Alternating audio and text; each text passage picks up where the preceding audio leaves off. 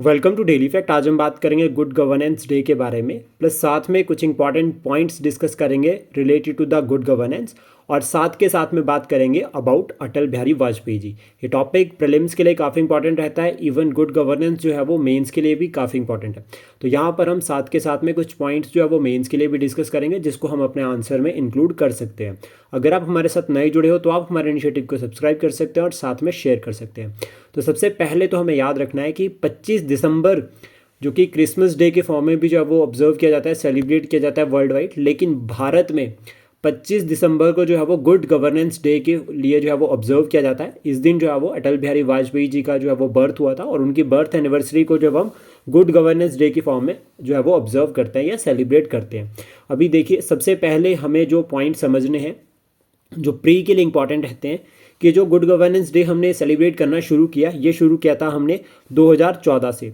पहली बार जो है वो 2014 में जो है वो सेलिब्रेट किया गया था 25 दिसंबर as good governance day. Then उसके बाद से जो है वो रेगुलर जो है वो 25 दिसंबर को गुड गवर्नेंस डे सेलिब्रेट किया जा रहा है। सेकंड, उसके बाद हमें याद रखना है कि इस बार फिर ऑब्जेक्टिव क्या रखे हैं सरकार ने। तो पहला तो यही रखा है कि ट्रांसपेरेंसी एंड अकाउंटेबिलिटी को प्रमोट करना है, और सेकंड हम यहाँ पर बता सकते हैं कि सिटीजन पार्टिसिपेशन, यानी कि लोगों का पार्टिसिपेशन सरकार में काफ़ी इंपॉर्टेंट रहता है, उसको यहाँ पर प्रमोट करने की बात जो है वो की गई है। देन उसके बाद इस साल यानी कि 25 दिसंबर 2024 को जो 100th बर्थ एनिवर्सरी जो है वो अटल जी की मनाई गई। ये काफ़ी इंपॉर्टेंट रहेगा पॉइंट, तो इसलिए अभी 100th है तो काफ़ी इंपॉर्टेंट रहता है एग्जाम पॉइंट ऑफ व्यू से।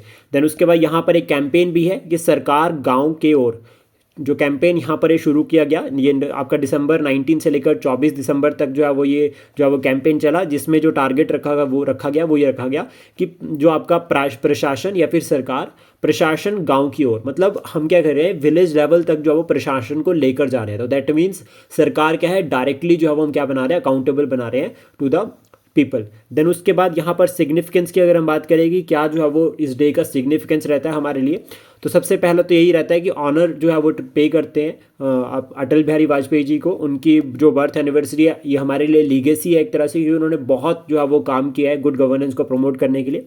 देन उसके बाद साथ में यहाँ पर टारगेट रहता है अवेयरनेस को प्रमोट करना, और कैंपेन्स के थ्रू जो है वो अवेयरनेस जो है प्रमोट की जाती है, और साथ में इनकरेज किया जाता है ट्रांसपेरेंसी एंड अकाउंटेबिलिटी को। तो ये तीन जो है वो की इंपॉर्टेंट जो है वो सिग्निफिकेंस है, जिसको हम अपने आंसर में इंक्लूड कर सकते हैं। देन उसके बाद हम बात करेंगे अटल बिहारी वाजपेयी जी के बारे में। तो देखो, सबसे पहले बर्थ की अगर हम बात करें तो उनका बर्थ जो है वो 25 दिसंबर 1924 को ग्वालियर एमपी में हुआ था, और ग्वालियर को जो है वो म्यूजिक सिटी भी कहा जाता है, और तानसेन का बर्थ भी जो है वो ग्वालियर में हुआ था। देन उसके बाद इन्होंने क्विट इंडिया मूवमेंट में भी पार्टिसिपेट किया था। 1942 में क्विट इंडिया मूवमेंट हुई थी, और क्विट इंडिया मूवमेंट में जो मेन जो यहाँ पर स्लोगन था, दैट इज़ भारत छोड़ो आंदोलन में हम इसको कहते हैं एक तरह से। और फाइनल ये जो है वो एक तरह से फेस थी, और इसके बाद जो है वो यहाँ पर सारे लीडर्स को अरेस्ट कर दिया गया था, जिसको हम पूरा हिस्ट्री में कवर कर चुके हैं, आप प्लेलिस्ट चेक कर सकते हैं हमारी।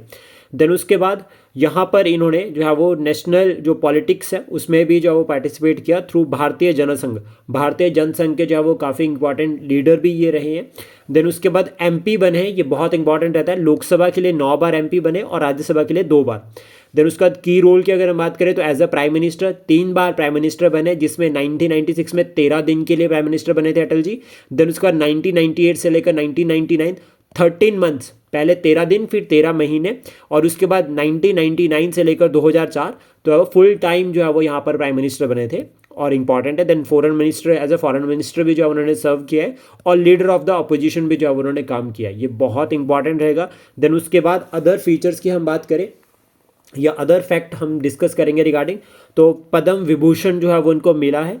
देन उसके बाद बेस्ट पार्लियामेंटेरियन अवार्ड जो है वो उनको 1994 में मिला था। भारत रत्न भी जो है वो अटल बिहारी वाजपेयी जी को दिया गया है 2015 में। पोखरण न्यूक्लियर टेस्ट, जो सेकंड न्यूक्लियर टेस्ट हुआ था ऑपरेशन शक्ति, इसके अंडर जो है वो आपका यहाँ पर जो है वो 1998-99 में पोखरण में हमने वो टेस्ट किया था, और भारत जो है वो न्यूक्लियर पावर कंट्री बना था। इससे पहले स्माइलिंग बुद्धा था 1974 में, जब जो है वो मिशन किया गया था, जिसमें जो है वो भारत ने एक तरह से परमाणु जो आपका न्यूक्लियर बॉम्ब तो बना दिए थे लेकिन टेस्ट नहीं किया था। देन कारगिल वॉर इस टाइम पे हो रखी है, और कारगिल वॉर के लिए 1990 अगर हम बात करें यहाँ पे, तो कौन सा जो ऑपरेशन लॉन्च किया गया था वो आप कमेंट बॉक्स में बता सकते हैं। देन उसके बाद गोल्डन क्वाड्रिलेटरल, जो कि आपका ईस्ट वेस्ट नॉर्थ साउथ को कनेक्ट करता है, ये काफ़ी इंपॉर्टेंट रहता है। और एक स्कीम जो कि आपके पीएम ग्राम सड़क योजना, यानी कि आपका जो है वो विलेजेस को जो है वो कनेक्ट करना नेशनल हाईवेज के साथ, तो ये भी जो है वो इनके टाइम पे इनिशिएटिव लिया गया था। देन उसके बाद एट द एंड हम बात करेंगे important points related to the good governance. तो देखो, सबसे पहले जब भी आप डेफिनेशन लिखोगे गुड गवर्नेंस की, तो आपके पास जो डेफिनेशन है वो इंस्टीट्यूशनल होनी चाहिए, यानी कि आपको एग्जैक्ट डेफिनेशन लिखनी है। For example, like according to the World Bank, according to the IMF, good governance का मीनिंग क्या है, या नीति आयोग के अकॉर्डिंग गुड गवर्नेंस का मीनिंग क्या है। इस तरह जो आप डेफिनेशन लिख सकते हैं, रेफरेंस देकर डेफिनेशन लिखेंगे तो ज़्यादा अच्छा रहेगा। गुड गवर्नेंस का जो मेन काम होता है वो होता है एथिकल गवर्नेंस को प्रमोट करना, जिसमें दो इंपॉर्टेंट पिलर आते हैं। पहला आता है पब्लिक प्राइवेट पार्टनरशिप, यानी कि सरकार में लोगों का सहयोग, और हमारे संविधान में भी यही कहा गया है, for the people by the people. सरकार ही लोगों ने बनाई लोगों के लिए। देन उसके बाद कॉपरेटिव फेडरलिज्म। कॉपरेटिव फेडरलिज्म का एक सबसे बड़ा जहाँ पर एग्जाम्पल रहता है दैट इज नीति आयोग।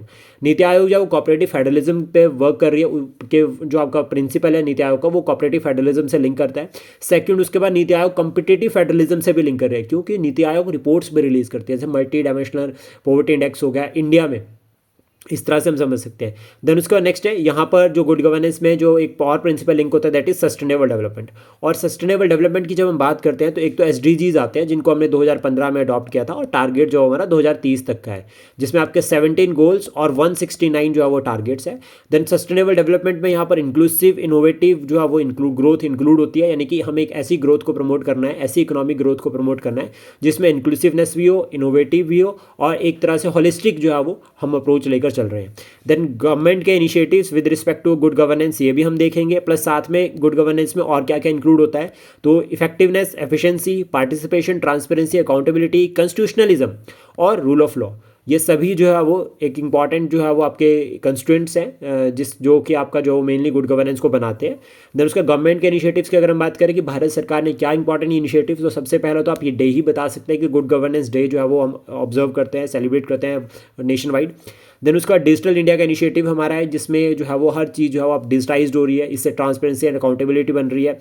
स्वच्छ भारत अभियान, सैनिटेशन के लिए जो ड्राइव लॉन्च की थी सरकार ने, रूरल और अर्बन दोनों एरियाज़ में, तो ये भी जो है वो वेलफेयर स्टेट का कंसेप्ट है और कहीं ना कहीं गुड गवर्नेंस से लिंक करता है। देन डायरेक्ट बेनिफिट ट्रांसफर, सबसे इंपॉर्टेंट PM किसान सम्मान निधि योजना, डायरेक्ट जो है वो पैसा जो है वो अकाउंट में जा रहा है, तो बीच में जो पैसा खा जाते थे वो नहीं खा पाएंगे, और इससे भी जो है वो ट्रांसपेरेंसी जो है वो इंक्रीज हो रही है। ई पोर्टल्स के थ्रू अब जो है वो आप अपना हर सरकारी काम चुटकियों में कर सकते हैं। आपको कोई सर्टिफिकेट चाहिए, कोई परमिशन चाहिए, ठीक है, या फिर कोई लाइसेंस के रिगार्डिंग, तो ई पोर्टल्स के थ्रू जो है वो इजीली जो है वो अप्लाई कर सकते हो। देन जो है वो विद इन फ्यू आवर्स या फिर विद इन फ्यू डेज, 1 से 2 दिन के बीच में आपको जो है डॉक्यूमेंट मिल जाएगा।